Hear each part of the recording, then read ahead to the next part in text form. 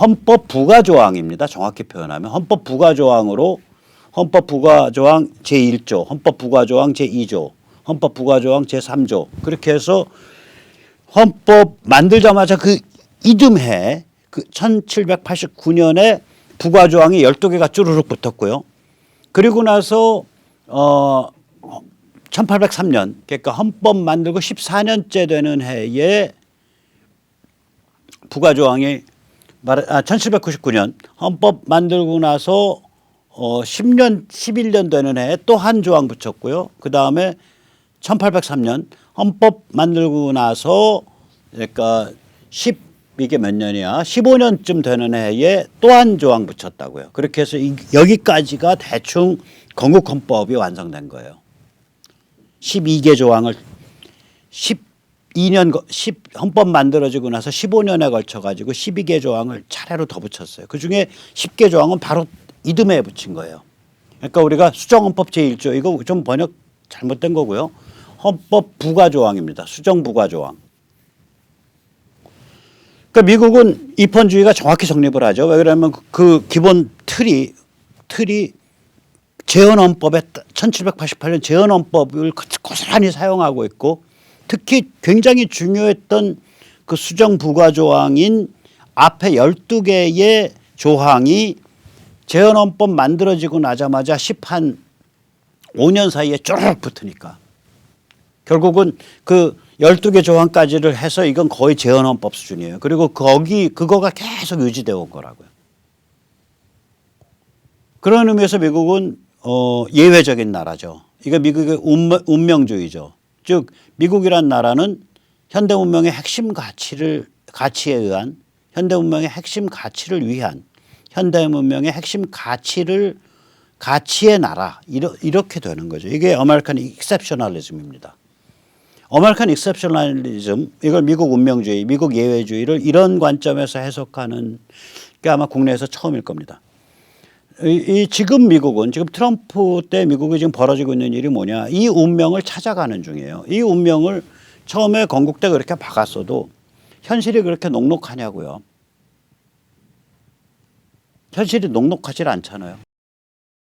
현실은 그거는 이제 높은 이상이고 이 이상을 그렇게 박았어도 그 이상이 바로 현실화된 것도 있지만 현실에서 벌어지는 여러 건국된 존재하지 않았던 챌린지들이 있을 거 아니에요. 자, 예를 들어서 유럽에서 지금 그 러시아, 영국, 프랑스가 한편 먹고 독일이랑 그 중심 국가가 한편 먹었고 싸움이 붙었다. 1914년. 미국 여기 들어가야 되냐 말아야 되냐. 사실은 그때 미국 그거 안 들어가도 될 일이에요.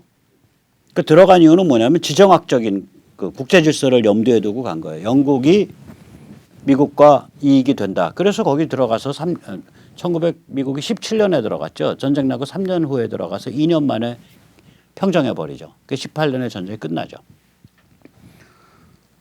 그 다음에 이제 2차 세계대전 이건 명확하게 중일전쟁 37년에 터졌을 때 바로 들어왔어야 돼요. 태평양에. 안 들어오고 버텼다고요.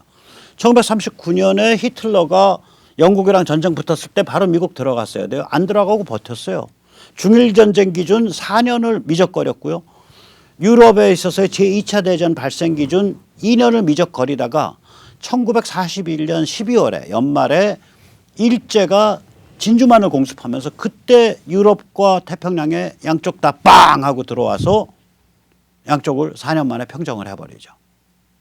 그러니까 다시 말하자면 어떤 가치에 의한 가치를 위한 가치의 나라라고 하더라도 이게 과연 말하자면 이게 과연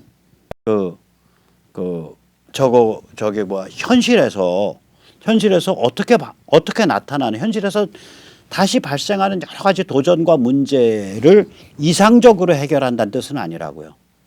그런데 어떤 역사의 일정 시점에서 이런 순정한 가치를 향해서 팍 치달을 때가 있단 말이에요. 다시 돌아가 보죠. 자,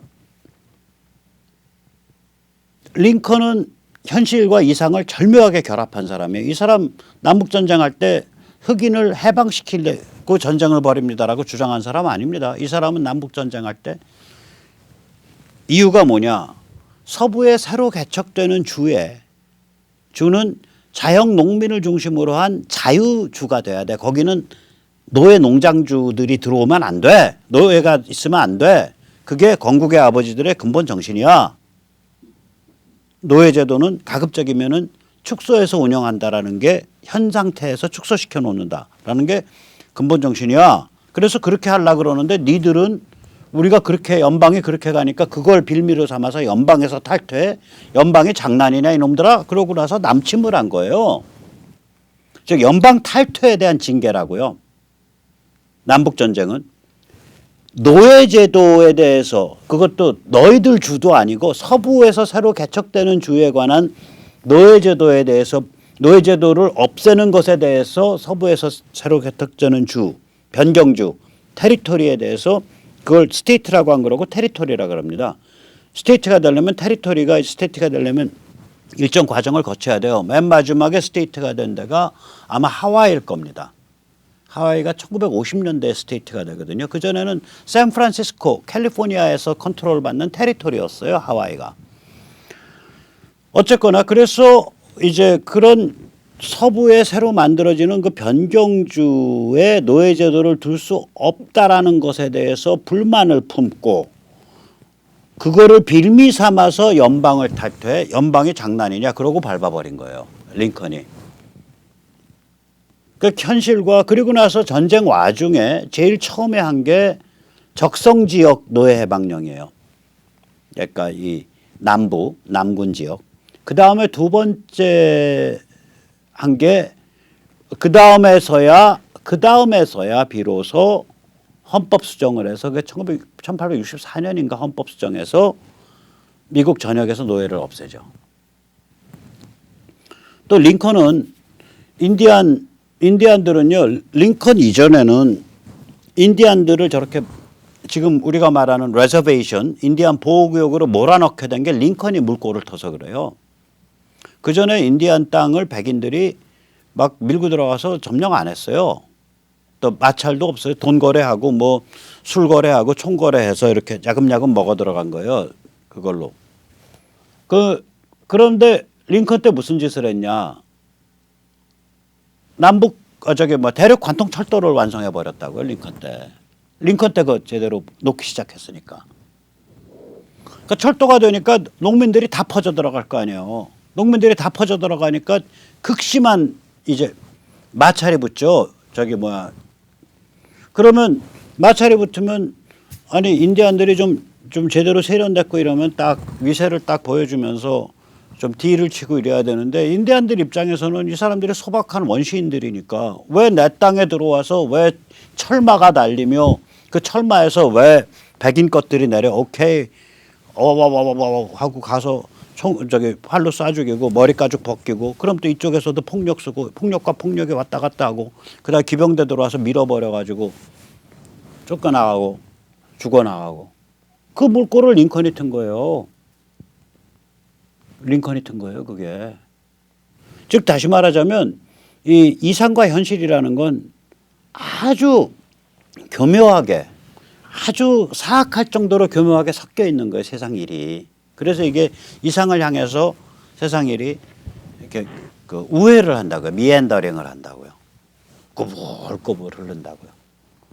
자, 그런 의미에서 지금 트럼프 때는 이게 그러나 역사의 어떤 일정한 시기에는 순정한 이상을 향한 그 움직임, 그 다이내믹이 순정한 형태로 팍 드러날 때가 있어요. 지금이 그런 때라고요. 뭐냐면 가치지향 주권 국가 질서를 만들겠다. 이게 굉장히 순정한 거예요. 이게 미국의 보수 애국 운동의 핵심입니다. 그 보수가 애국이 된 거예요. 즉 국가 안에 가치가 아주 그 고밀도로 딱 담긴 거예요. 즉 미국이 지금이야말로 현실의 한계에서 놓여나서 가치 지향성을 강화하는 중입니다. 제가 왜 이런 일이 벌어졌는가 다시 말씀을 드리겠습니다. 이 피터 자이안이라는 사람이 셰일 혁명과 미국 없는 세계라는 책을 썼죠.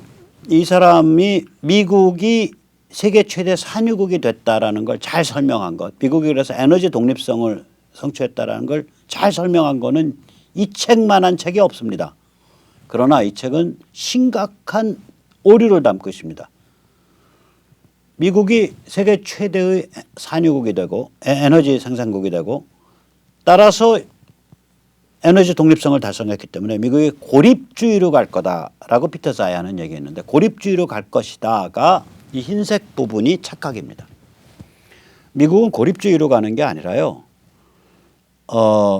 뭐냐면은 가치지향 주권국가들로 이루어진 세계 질서를 만드는 방향으로 가는 겁니다. 세계 질서 개편으로 가고 있는 거예요. 그게 고립주의가 아닙니다. 유럽이건 미국, 일본이건 한국이건 타이완이건 어디건 간에 현대 문명의 핵심 가치를 지향하는 그러한 국가, 그러한 식으로 정치가 각각이 강화돼서 그런 국가들로 네트워크를 만들고 그거를 도저히 받아들일 수 없는 중국 공산당 인민해방군 체제와 같은 이 거악은 수갑을 채워갖고 무릎을 꿇리겠다는 거예요. 이거예요. 게임이. 그래서 이걸 미국의 에너지 독립성이 처음 달성됐고요. 달성이 되니까 중동 석유를 섬기기 위한 굴욕, 비굴, 음모가 극복이 되는 거죠. 지금요 에너지가 막 필요한데 중동 석유를 떠받들고 살아야 돼요. 오펙을.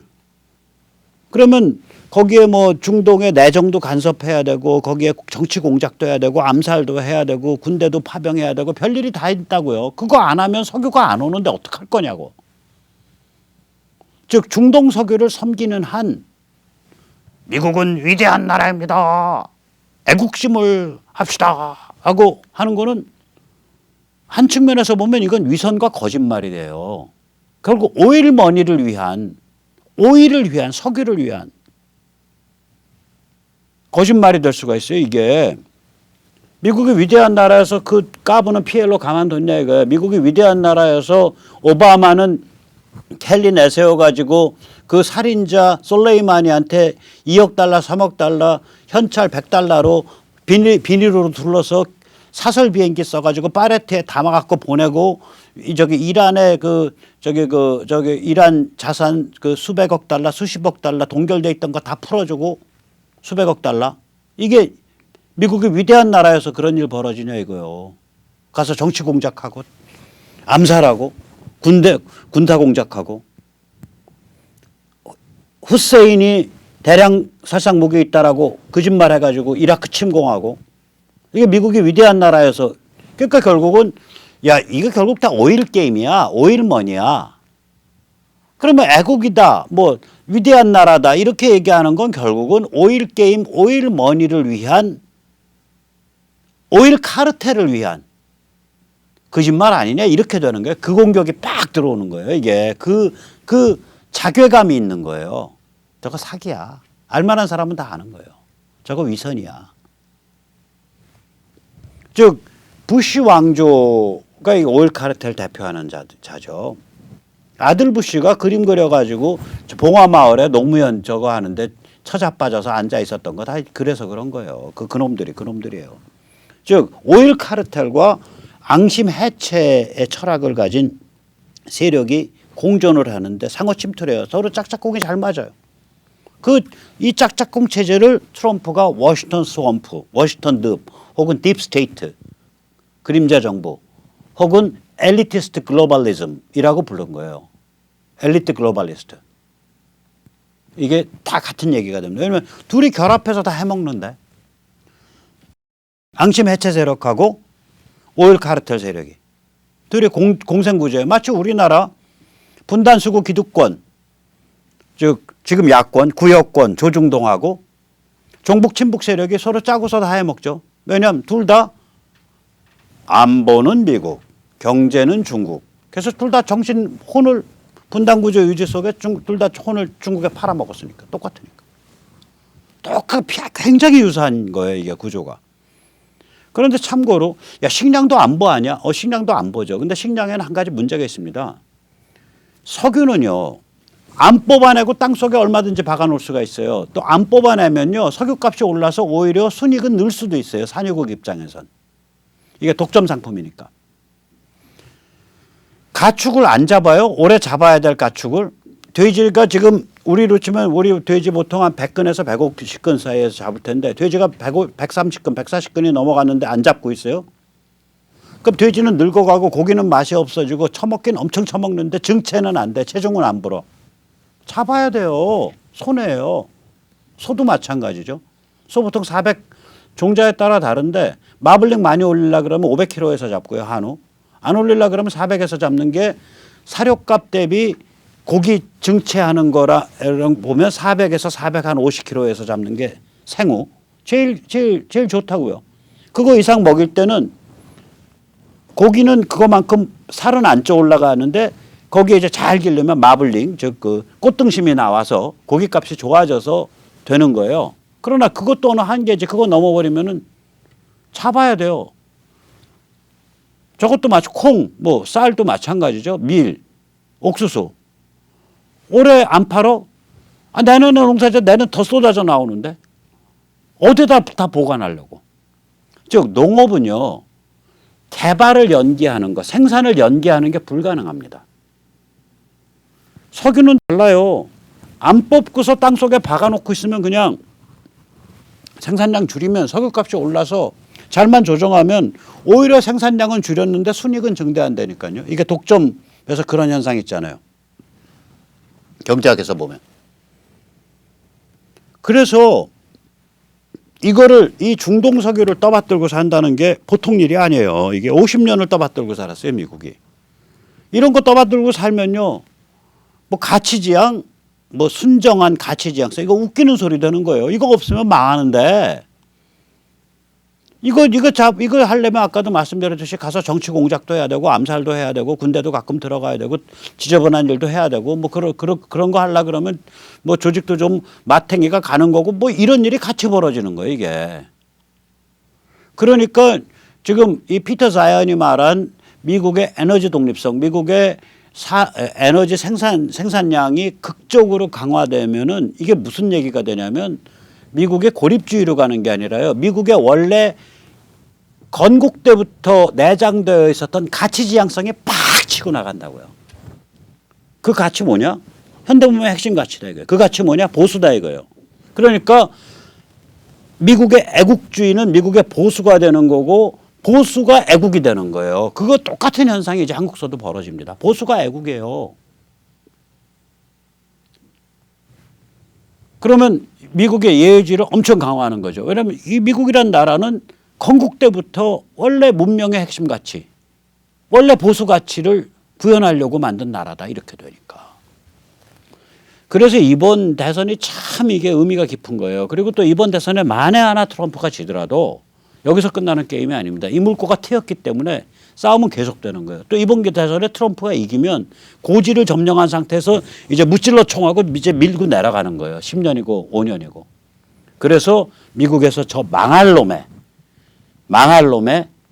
워싱턴 스왑프, 다시 말하면 PC 글로벌리스트들, 엘리트 글로벌리스트들, 글로벌리즘 이게 이제 나는 거고 그 자리를 가치지향 주권국가라는 컨셉이 들어오는 겁니다.